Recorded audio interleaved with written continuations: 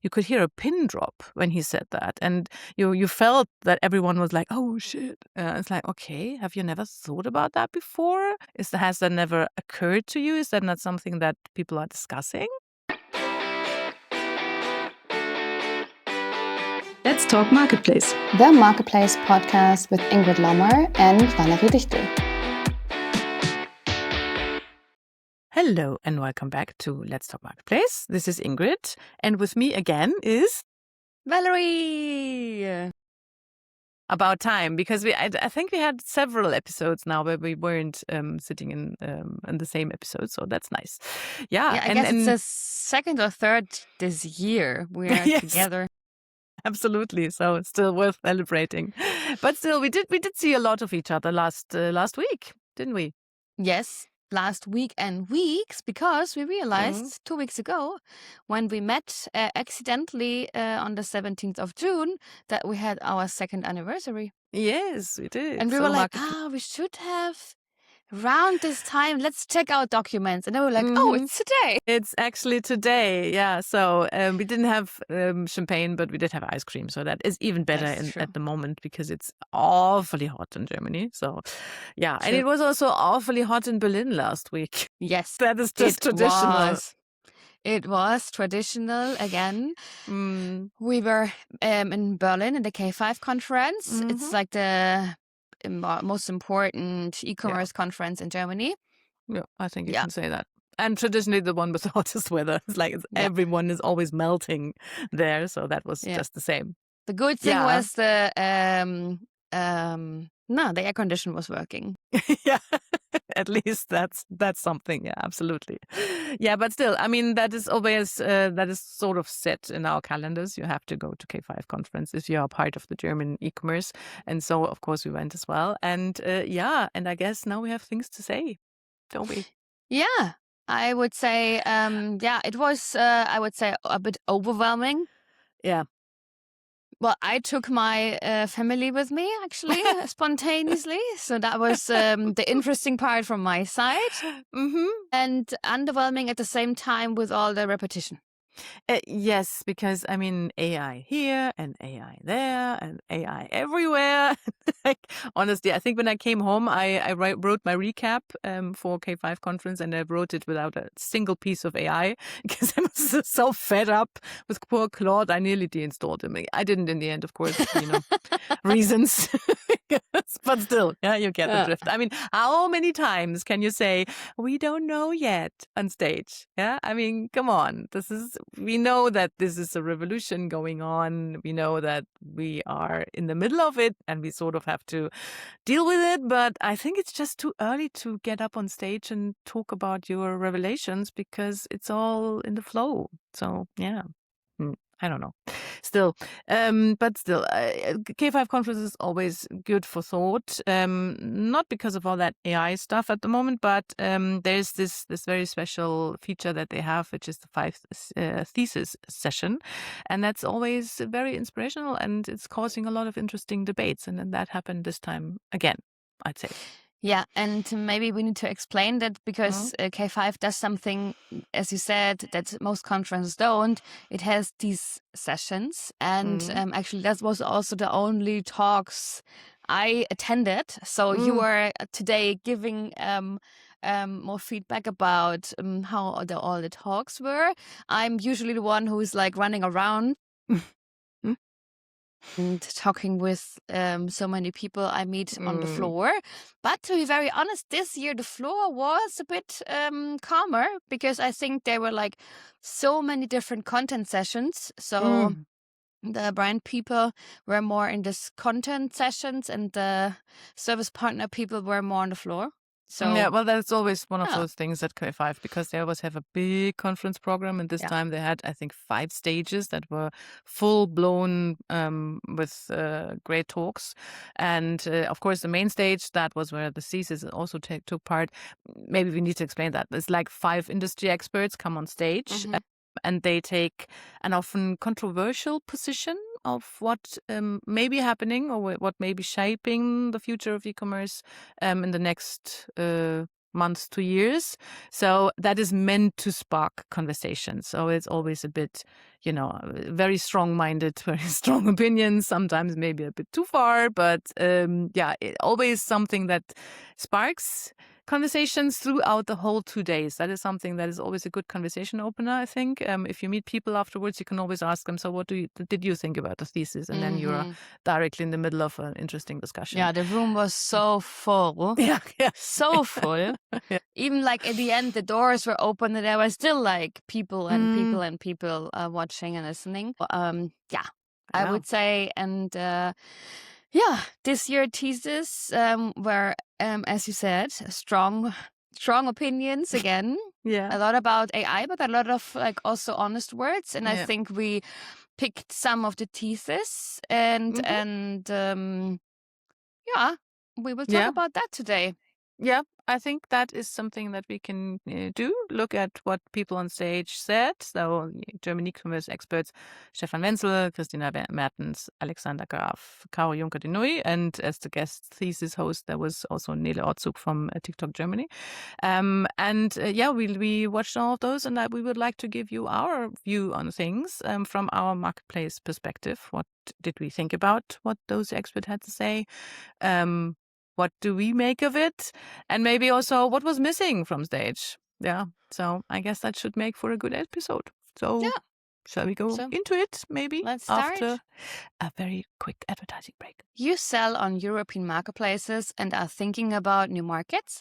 Then you know the challenge. Cross-border shipping is complex and international returns are often even more so. Spring Global Delivery Solutions, part of the Post NL Group, has built a solution for exactly this problem.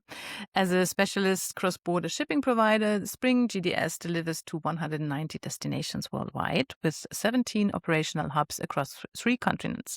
And the distinctive element, returns with Spring GDS cost exactly the same as outbound shipping, so no separate contract and no surprises. For you, this means outbound and return from one provider, predictable costs, and a returns process that works abroad just as it does at home. Label in the box, paperless return, transparent tracking, fast refunds, all included.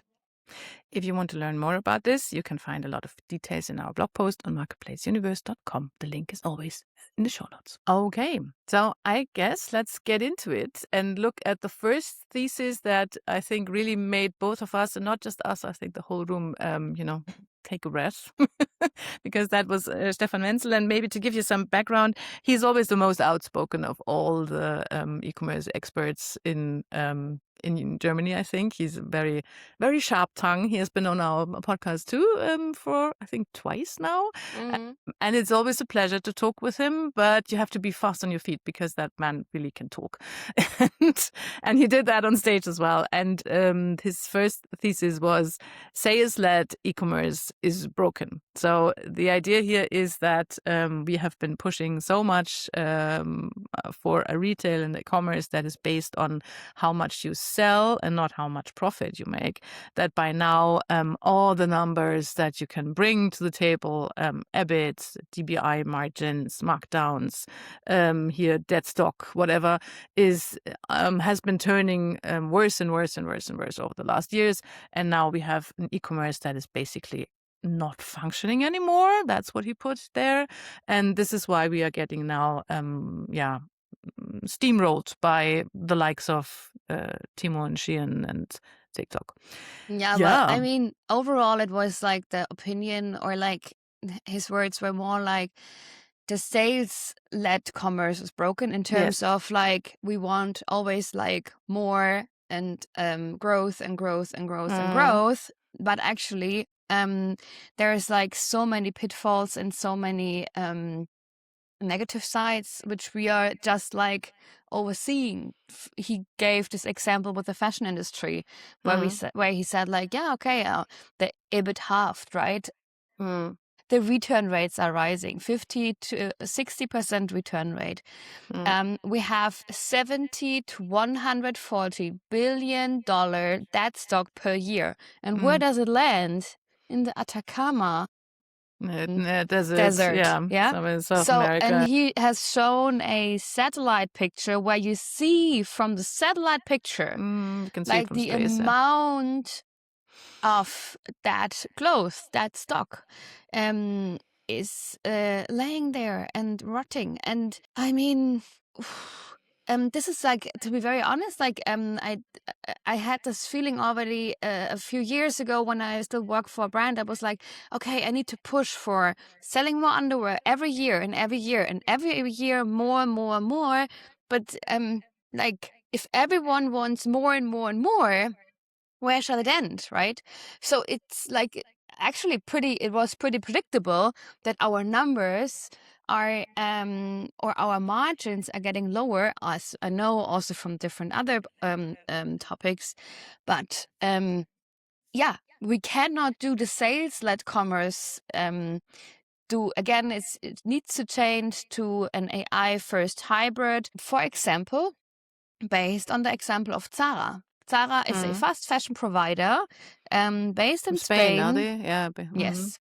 They have everything in their own hands. The production, the design, they do everything pretty fast. They don't have like this overall 168 days of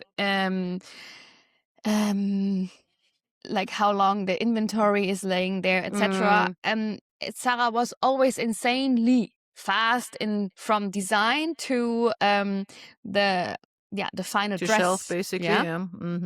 in the stores, and they have like a very, very, very low rate of overstocks because they create on the demand of the products. And this is also what Shein does. I know we don't like Shein as much, but that's exactly what they do. They are pushing, I don't know, let's make it an example, 5 dresses out. They push it in the stores in a few days to say like, okay, let's check it out. If it's running for 15 days, if it's working quite well, great. Then we are producing more and more different colors. If it's not running, then okay, let's die, let it die, right? And then there's like not overproduced stock because we thought, oh yeah, that could be working with this dress. Yeah. So that's actually what this is about. And I think there we could also work very well with AI. And I know you're fed up with this topic, but to try things fast out. Yeah, not if it cleans up the desert in South America, then I'm all for it, actually. But what I thought when Stefan was talking about that, I was like, yeah, I agree, of course, but that's not exactly news, is it? I mean, these numbers that he has shown us, they have been that trend has been growing for years now, and actually, you could see the fashion desert from space 5 years ago, so that is not something new. No. So is that, but still, I felt when I was in the room with all these people, you could hear a pin drop when he said that. And you felt that everyone was like, oh shit. It's like, okay, have you never thought about that before? Has that never occurred to you? Is that not something that people are discussing? No, because it's all dangerous for our own business, right? It's nothing you want to really see and realize. Okay. I think it's at the point. Maybe. It's like we're like just going on and on and on and doing budgets and increasing our growth and want to get our bonus, etc., etc. That we ignore that. And how he said it, nothing to see here was his main claim. Yeah. Because what do we produce, right? Like this is like he also said like banks are not interested in funding or giving us loan because our business is really getting even more unprofitable, the EBIT halved, etc. It's not a good investment story anymore. And that's what we're seeing. Yeah, absolutely. And maybe it took some new out of the box thinkers from other countries, to put it very, neutrally, to just show us how broken the system is.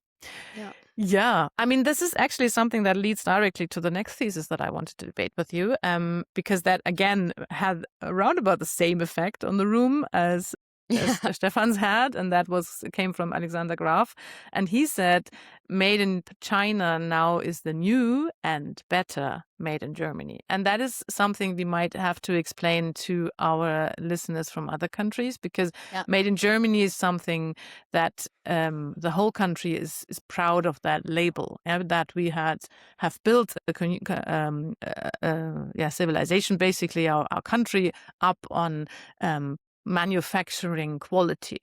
And that made in Germany is a sign of quality, and that is respected in the whole world. And that is something that most of us take a lot of pride in. But it's an old story. It comes from the 60s and 70s, maybe. And we're still living off that.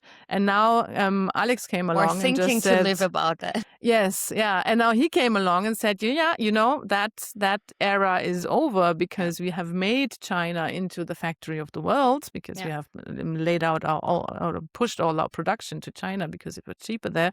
And guess what? They took all that knowledge and that know-how and now made it their own and made it better. And now they are the new made in Germany, and that is made in China.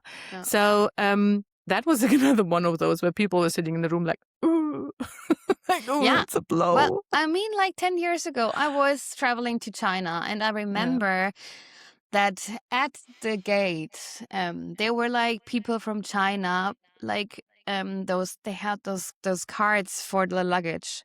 It was full with knives from Zwilling and with like luggage, etc. Like they bought it there, or VMF tableware, not tableware, but kitchenware, right? So they were like, oh, we need to like the whole hand baggage was things they bought at the airplane or at the airport. And to be very honest, that changed because China makes it now better themselves. And just, I think the car industry, that was also a very good example Alex showed at the slides. The car industry is the perfect example for that. When we see like also for Chinese, there were special lines in the car industry. They were just produced for China, and they're now like, okay, but why should I get the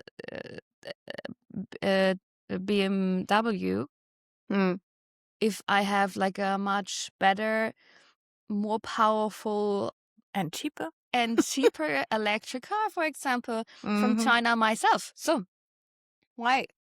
And I mean, we don't need to discuss how that looks for our car industry right now. Pretty bad. Yep. Absolutely. But that's not the point here. The point is they do it in the meanwhile better than us. So yes, that's absolutely true. What I did not like about, because I agree with Alex here, what I did not agree on was his the conclusion he pulled from that, because in a way he said, yeah, that is now, that boat has sailed. Yeah, we can't do anything about that. We have made China into the factory of the world. That's it. We have to deal with it now, because we won't reverse it and we won't catch up to it. And I was like, okay. And then he basically said, yeah, and so we should better, I don't know, help Temu, Shein, AliExpress, Joybuy, whatever, to pave the way to Europe, because they're going to come here anyway, and at least we can profit from working with them. And that is where I was like, I don't know. Is that the right solution, to you just, lay back and say, yeah, kill me already, because I don't have any chance here. Is that really a good idea to just open the doors and say, okay, then I guess the new Amazon is now Temu, Shein, whatever, and we will work with those? Or is there still, I don't know, a European way that we could aim for? Well, I would say there's still a European way. Even though production is really mainly in Asia, not just in China. I mean, let's face it, right? But I think there is still a way Europeans or European products are sold and not just via Chinese partners. Might also just depend on the category. In some categories, that's true. absolutely, and maybe some categories are really lost, but others are not.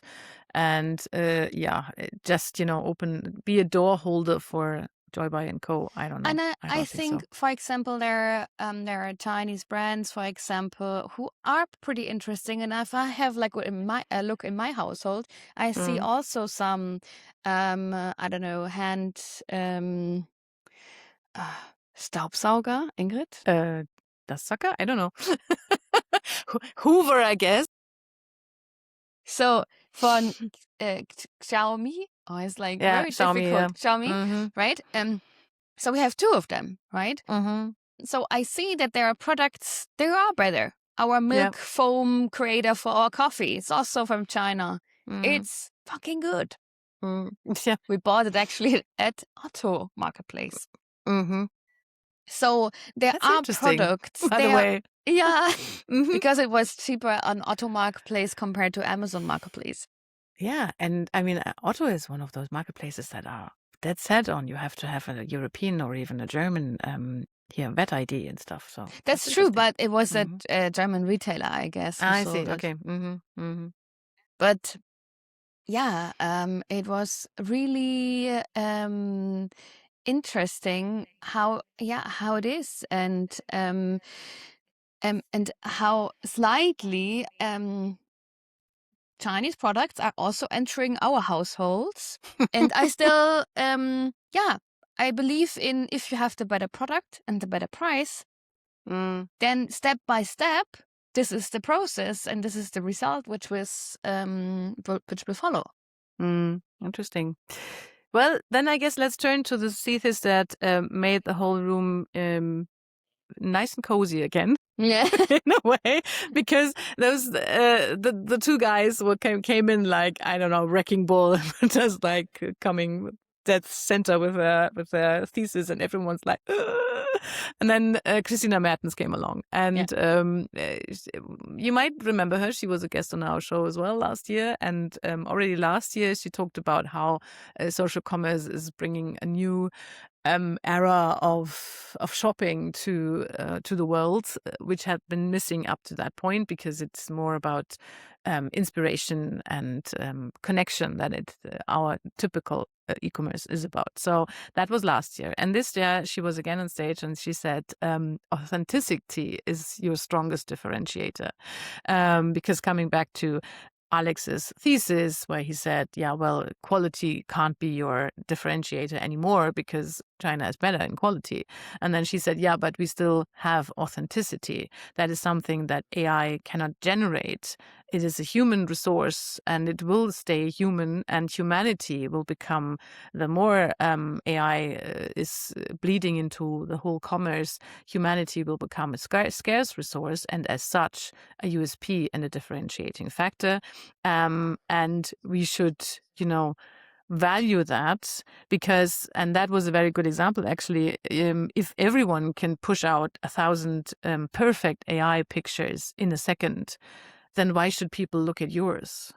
Because it is easier and cheaper to produce all that AI slop, won't differentiate you from everyone else, because everyone is doing it. And so her claim was, okay, celebrate your humanity and push that to the forefront of your marketing towards your consumer, because people will still want to connect with humans, and give all your processes in the backyard to AI, because it's really good at that, but keep that human connection.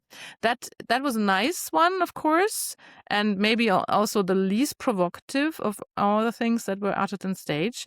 And everyone in the room was like, yes, that's nice. Yeah, and I think she has a point, because it's, again, depending on the category, because I liked pretty much her example.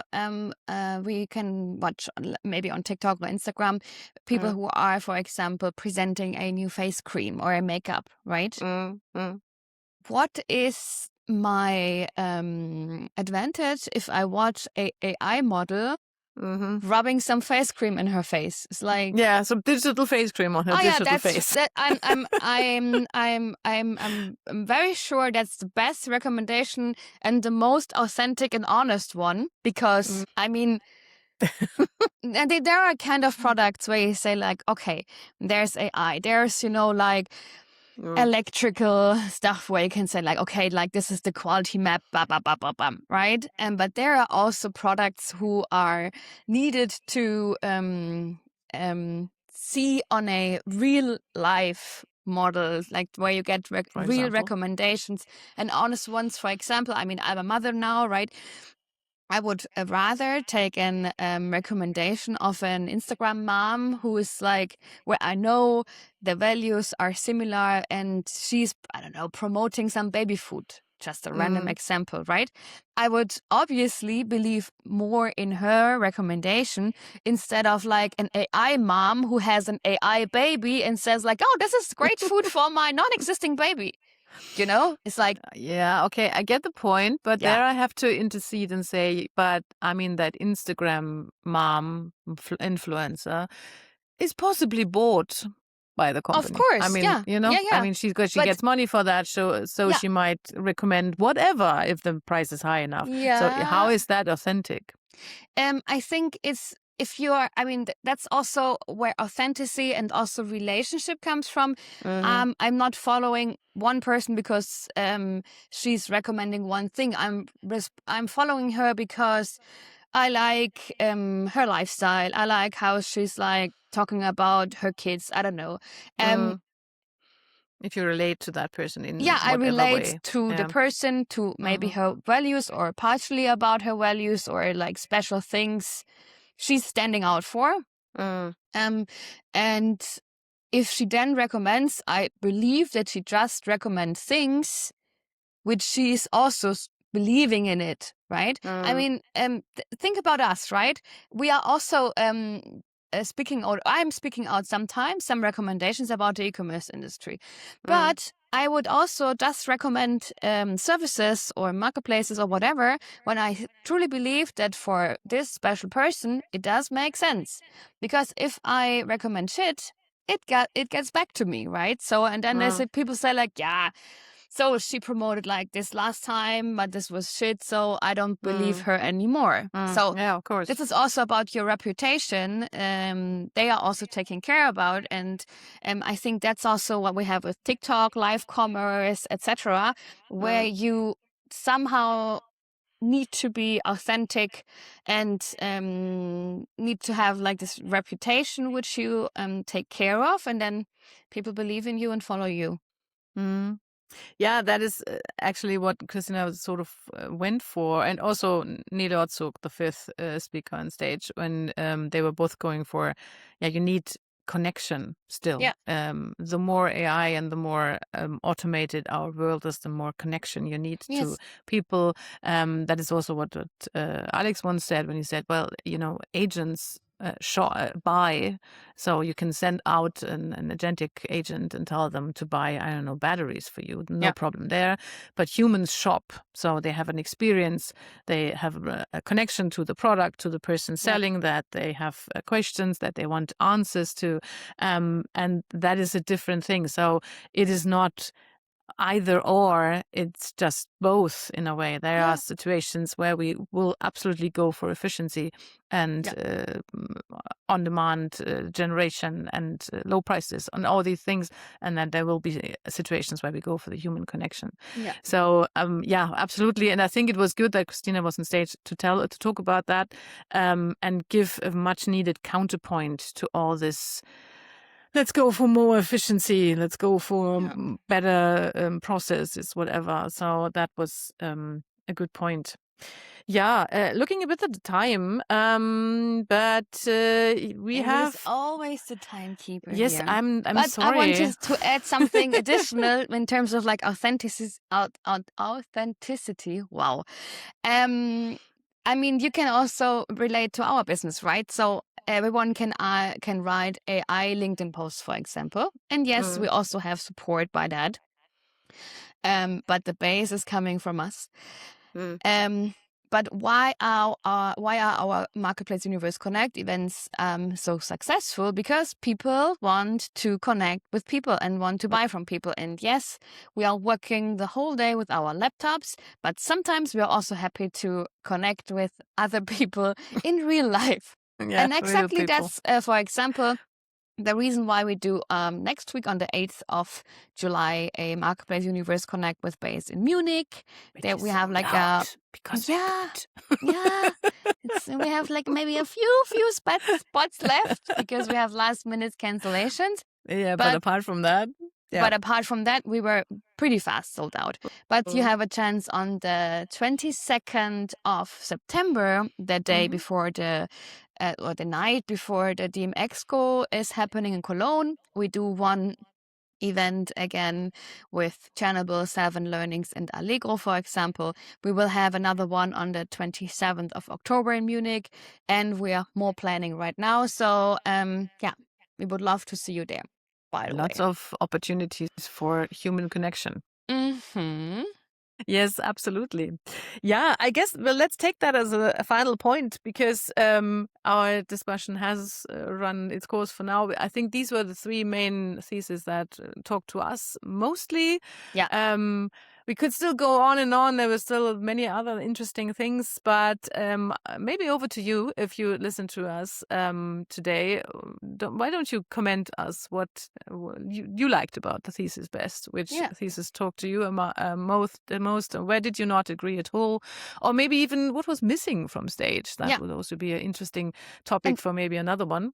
I think also, Ingrid, this is also a question I want to ask you because you were, as I said, I was like from lunchtime hanging on with like walking down the aisles with my baby. So I think the baby boy was, with his 6 months, the youngest attendant at a K5 conference without a ticket. And that's actually, again, a good point for human connection because that's true. I mean, you always turn a lot of heads when you go through a conference room or a hall because people know you. But in this time, it was just crazy because everyone like, oh, baby. Yeah, baby. Oh, you're talking. This was really cute. Yeah, and I really got many compliments, which was nice. And I really have a good conference baby. I have a good travel baby and a good conference baby now. Very professional. Nice. Yes.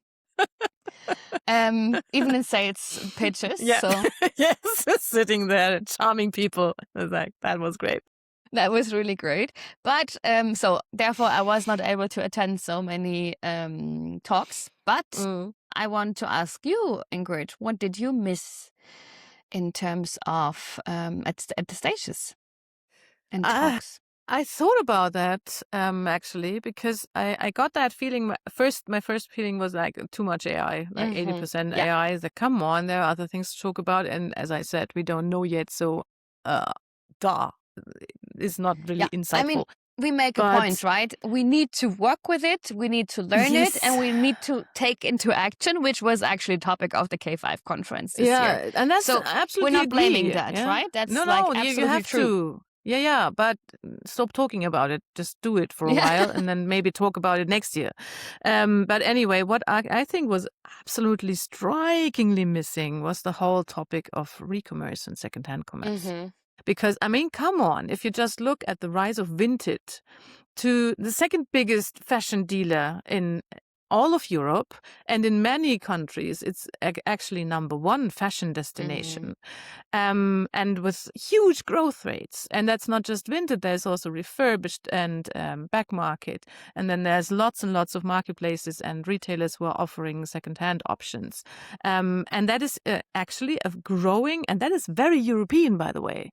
That is something that is not happening in the same scale in America and not at all in Asia. Yeah. So that is something that we could actually be proud of and grow and celebrate. And that was completely missing from the most important e-commerce conference in Germany. And no one was talking about secondhand. Well, not no one. There were a few smaller talks on smaller stages. For example, there was the CEO of As Good As New, which is a platform for that, for recommerce. But it was very, very, very small. And that was actually really disappointed me because I think this is something that we should do a lot more on in our industry, because that is genuinely European. And it was also sales, would be a solution to that whole sales-led problem and the mounts of fashion clothes sitting around in the Atacama Desert. So, yeah, that's just me and my green heart. But that was really missing. Yeah, totally agreed. Yeah, maybe next year. But for now, I guess that were our thoughts on the K5 conference. And let us know what you thought. And if you want to tune in next time, we would be very happy to welcome you back when we will be talking about TikTok Shop, which was also one of the main leading topics at K5 conference. So make sure to be there again. Thanks for listening today. Bye-bye. Bye-bye. You listen to Let's Talk Marketplace, the Marketplace podcast with Ingrid Lommer and Valerie Dichtel.